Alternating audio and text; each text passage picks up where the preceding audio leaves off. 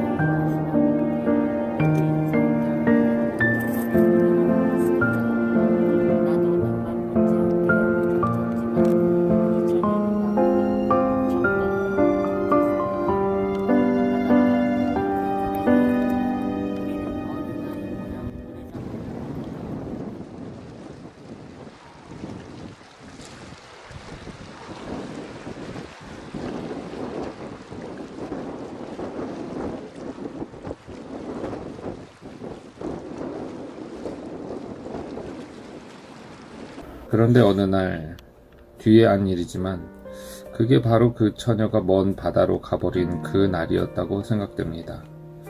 내가 바다 쪽을 바라보고 있노라니까 저쪽 먼 바다로부터 누가 날 오라고 손짓하는 것이 아니겠습니까? 나는 벌떡 일어나 바닷물 속에 뛰어들었습니다. 얼마나 헤엄쳤는지 내 앞에는 조그만 섬이 하나 나타났고 그 섬 위엔 머리채를 3단같이 늘어뜨린 처녀 하나가 앉아 있었습니다. 참 용감하군요. 아직 아무도 여기까지 헤엄쳐 온 사람은 없는데 하며 반겨 맞아주었습니다. 당신은 누구신데 이런 외딴 섬에 혼자 앉아 있어? 보시는 바와 같이 하며 그는 머리채로 가렸던 몸뚱이를 드러내 보였습니다. 인어로구나. 인어라는 말은 들었지만 그리고 그림 같은 데서는 본 적이 있지만 정말 이렇게 하반신이 고기꼬리로 된 사람은 보기는 처음입니다. 자세히 보니 몸에는 전부 고깃비늘 같은 것이 돋아 있었습니다. 그러나 나는 조금도 놀라거나 또 놀라워하는 눈치를 보이지 않았습니다. 나는 그를 물끄러미 바라볼 뿐 무엇라 할 말을 몰랐습니다. 당신은 그 뜨거운 사랑이, 그 안타까운 그리움이 당신을 여기까지 오게 했습니다. 그러나 퍽 실망하셨지요? 그 여자는 이 바다에도 이젠 없습니다. 그걸 당신이 어떻게? 육지에서 생긴 일은 전혀 모르지만 이 바다에서 생긴 일은 낱낱이 알고 있지요. 그러면 영원히 다시 만날 수는 없을까요? 글쎄요, 저 하늘에 가서 영혼으로서나 만날 수 있을는지요? 그런 건 우리 인어들보다 당신네들이 더 잘 알고 있지 않아요? 고맙소. 단념해버리지요. 바다를 깨끗이 잊어버리지요. 정말 잊을 수 있어요? 그럼 어쩝니까? 그 텅 빈 자리를 무엇으로 채웁니까? 눈물과 한숨을 가득 담아두지요. 아휴, 가엾어라. 제가 가르쳐 드릴까요? 그보다 훨씬 좋은 방법을? 나는 인어의 얼굴만 물끄러미 쳐다볼 뿐 더 말하지 않았습니다. 제 소원을 이루어만 주신다면 저는 반겨 당신의 사랑이 되겠어요. 그 소원이란? 날 사람이 되게 하여 주세요. 당신이 오랫동안 기다리던 그런 여인이 되게 하여 주셔요. 사람이? 여인이? 나는 그의 말을 되풀이했습니다. 그러나 나는 그런 문제보다 하나 더 큰 것이 있다고 생각했습니다. 당신도 영원히 바다를 잊을 수만 있다면 난 어떤 방법을 써서라도 당신을 사람으로 만들어 드리지요. 전 이제 바다가 싫어졌어요. 바다란 너무 쓸쓸한 곳이에요. 그렇지만 바닷속엔 산호며 진주며 수많은 어족들이며 해초들이 있지 않아요? 땅 위에 꽃에 묻지 않을 그런 아름다운 것들이 얼마든지 있지 않아요? 그런 게 무슨 소용이 있습니까? 사랑하는 일, 사랑을 받는 일, 그것밖에 더 귀하고 큰 게 어디 있어요? 그렇기는 하지만 나는 다시 바닷가로 헤엄쳐 나왔습니다. 그리고 며칠이고 그 인어 아가씨를 잊으려고 애를 썼으나 도무지 잊을 길이 없었습니다. 그럼 어떻게 하나? 단 한 가지 길밖에 없었습니다. 그것은 인어 아가씨를 정말 사람으로 변하게 하는 법을 연구하여 그 보기 흉한 비늘과 고깃꼬리를 예쁜 사람의 몸뚱이와 날씬한 두 다리로 바꿔야 했습니다. 그러나 그것은 인어 아가씨를 잊기보다 더 어려운 일이었습니다. 얼마를 두고 골똘했던지 내게는 그야말로 우스꽝스러울 만큼 엉뚱한 지혜가 생겼습니다. 마침내 나는 용기를 내어 그 방법을 실험해 보기 위해서 다시 인어 아가씨가 있는 섬으로 헤엄쳐 갔습니다. 왜 오랫동안 오시지 않았어요? 당신이 그리워 죽어버리고 싶었어요. 당신을 데려갈 방법을 생각하느라고 그랬지요. 그럼 오늘은 데리러 오셨어요? 네, 대답을 듣기도 전에 인어 아가씨는 조아라 내 곁에 다가앉는 것이었습니다. 자신은 없지만 내게 있는 슬기를 다 짜내어 생각해낸 방법. 자, 어서 이걸 먹어봐요. 뭔데요? 민들레씨. 네? 민들레씨란요? 꽃이지. 이걸 왜 먹으라십니까? 글쎄 먹어봐요. 당신의 살도 우리 사람과 같아질는지 모르니까요. 인어 아가씨는 곧 내가 주는 민들레씨를 받아 먹었습니다. 그러더니 무엇에 놀란 사람 모양 전신을 부르르 떠는 것이 아니겠습니까? 민들레씨가 바람에 흩날리듯 아가씨의 전신에 다닥다닥 붙었던 비늘이 구슬구슬 떨어지기 시작했습니다. 나는 내 생각이 틀리지 않았다고 생각하니 미칠 듯이 기뻤습니다. 자, 이번엔 이 약을 하고 나는 이번엔 복숭아 꼬씨를 한 움큼 주었습니다. 이걸 다 먹어요. 어서 먹어요. 아가씨는 그걸 받아 은단알을 씹듯 다 먹어버렸습니다. 그러나 이번엔 큰일이 났습니다. 아가씨는 그만 술 취한 사람 모양, 아니 독약이라도 마신 사람같이 곤두박질을 하는 것이 아닙니까? 나는 어쩔 줄 모르고 왜 이래요? 진정하시오. 하였으나 아가씨는 정신없이 몸을 비비틀며 엎치락뒤치락 하는 것이었습니다. 마치 물속에 사는 고기를 땅 위에 드러내 놓았을 때와 똑같은 몸짓이었습니다. 이상한 일도 있습니다. 봉숭아씨 주머니가 바람에 아니 저절로 툭 튀듯 아가씨의 고깃꼬리 같은 하반신이 딱 갈라지는 것이 아니겠습니까? 그러자 곧 그것은 두 다리로 변하고 발이 생기는 것이었습니다. 그러자 아가씨는 꿈에서 깬 듯 감았던 눈을 뜨며 일어나 앉는 것이었습니다. 아가씨, 나는 나지막한 목소리로 아가씨를 불렀습니다. 당신이 소원하던 대로 당신은 이제 나와 똑같은 사람이 된 것이요. 자, 어서 육지로 나갑시다. 고맙습니다. 전 이제 영원히 당신의 것이에요. 우리 두 사람은 기쁨을 이기지 못해 오랫동안 부둥켜 안았습니다. 우리들의 결혼식은 옛날 얘기에 나오는 왕자와 공주의 그것 같이 찬란하고 굉장했습니다. 그도 그럴 것이 바다에서 나는 값진 보화는 얼마든지 얻을 수 있었으니까요. 결혼식을 끝낸 우리는 화려한 도예지보다는 조용한 산속을 택했습니다. 그 하나의 큰 이유는 나는 내 아내에게 영원히 바다를 생각하지 않게 하기 위하여 여름이고 겨울이고 산속에서 살리라 혼자 마음속으로 정해버린 것입니다. 결혼한 우리는 무척 행복했습니다. 산속이라고는 하여도 돈만 있으면 무엇이고 없는 것이 없습니다. 우리는 예쁜 꽃밭을 만들고 온갖 악기를 사들여 날마다 노래와 춤으로 세월을 보냈습니다. 아내는 처음엔 육지의 생활이 다소 낯설고 서툴렀으나 1년이 못 가서 아주 육지의 사람이 되어버렸습니다. 그 삼단같이 기다란 머리는 예쁘게 잘라 온갖 장식품으로 치장하여 반짝였고 옷도 가지가지 원색으로만 바꿔 입었습니다.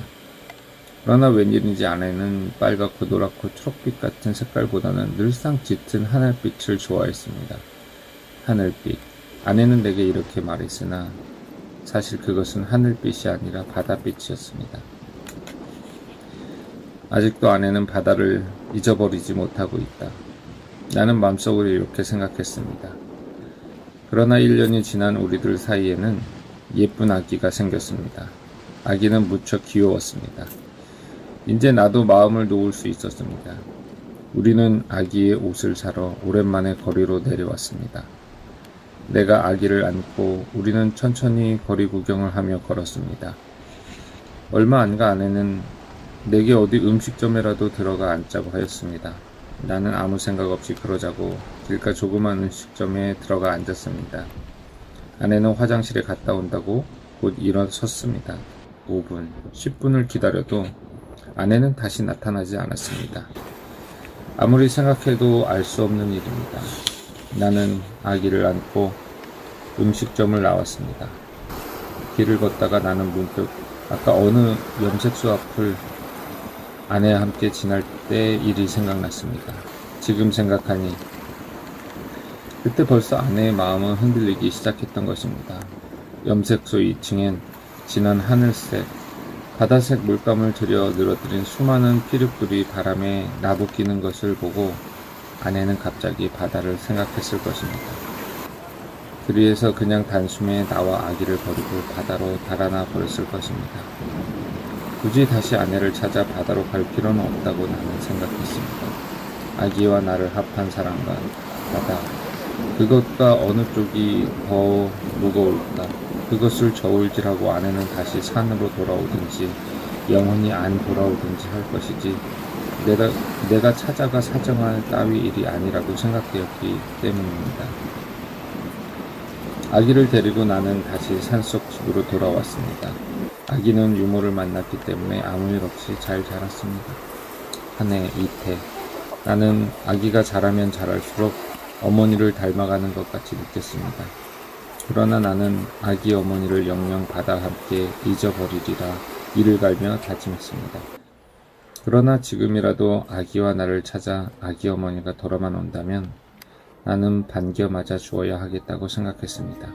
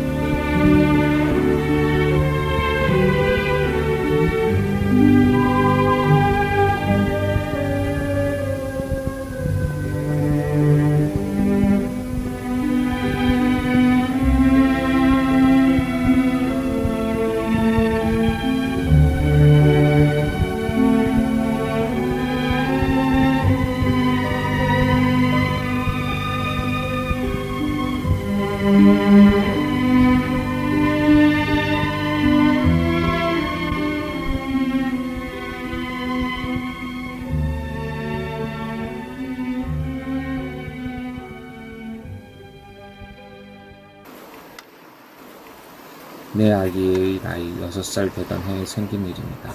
나는 아기에게 재미있는 그림책을 사다 주었습니다. 그리고 크레용과 도화지도 사다 주었습니다. 나는 그림책을 살 때마다 언제나 바다가 있는 그림책을 사질 않았습니다. 심지어는 배가 있는 그림책도 사질 않았으니까요. 동물, 식물을 그린 그림책과 기차, 자동차 같은 태연만 감으면 저절로 움직이는 노름감 같은 것을 얼마든지 사다 주었습니다. 어느 날 나는 하얀 벽에 무엇이 가득 그려져 있는 것을 보고 깜짝 놀랐습니다. 그것은 내 아이가 한번 보지도 듣지도 못한 바닷속에 사는 조개와 소라 같은 것을 가득 그려놓았기 때문입니다. 나는 내 아이에게 이걸 어디서 보고 그렸느냐고 묻기가 무서워졌습니다. 나는 이 이상 바다를 피하여 이런 쓸쓸한 산속에 사는 것이 무의미하다는 것을 느꼈습니다. 나는 아이를 데리고 다시 거리로 내려왔습니다. 경차 소리, 자동차 소리, 요란한 음악 소리. 그러나 내 아이는 그런 것들에 귀를 기울이지 않았습니다. 그러던 어느 날 나는 내 아이 곁에 앉아 책을 읽고 있었습니다. 문 밖에서 뚜 하는 그다지 크지도 이상할 것도 없는 소리가 들려왔습니다. 그런데 내 아이는 무엇에 놀란 사람 마냥 문을 박차고 밖으로 내닫는 것이 아니겠습니까? 나는 깜짝 놀라 곧 아이의 뒤를 따라 나가 보았습니다. 예, 그거 놔줘. 입에 물고 뚜뚜 구는 아이에게 내 아이가 하는 말이었습니다. 그래, 주어라. 내 아주 훌륭한 자동차를 줄게. 나도 이렇게 말했습니다. 그 아이는 입에 물었던 것을 내 아이에게 주었습니다. 나는 약속대로 몇 가의 노름감을 들고 나와 거기 있는 아이들에게 나누어 주며 너희들 이해하고 정답게 놀아줘라, 응? 하고 부탁했습니다. 그날 저녁 나는 내 아이가 뚜뚜 구는 것을 열심히 들여다보고 있다가 문득 깨달았습니다. 그것은 소라로 만든 필이었습니다. 어머니를 닮아서 너도 역시 바다가 그리운 모양이구나. 나는 내 아이를 물끄러미 쳐다보며 이렇게 생각했습니다. 그 뒤 나는 내 아이가 가지고 노는 노름감을 늘 유심히 들여다보았습니다. 내 아이는 그 값비싼 노름감을 들고 나가선 동네 아이들에게 나누어 주어버리고 그 대신 바닷가에서 주워온 조개 껍질을 수두룩이 방바닥에 버려놓고 노는 것이었습니다. 얘야, 우리 이번에 여름엔 바다에 갈까? 바다가 뭔데요? 소라와 조개와 물고기들이 사는 곳이 바다란다. 아이, 좋아. 내 아이는 기절이라도 할 듯이 좋아 날뛰는 것이었습니다. 나는 그만 정실이 아찔했습니다.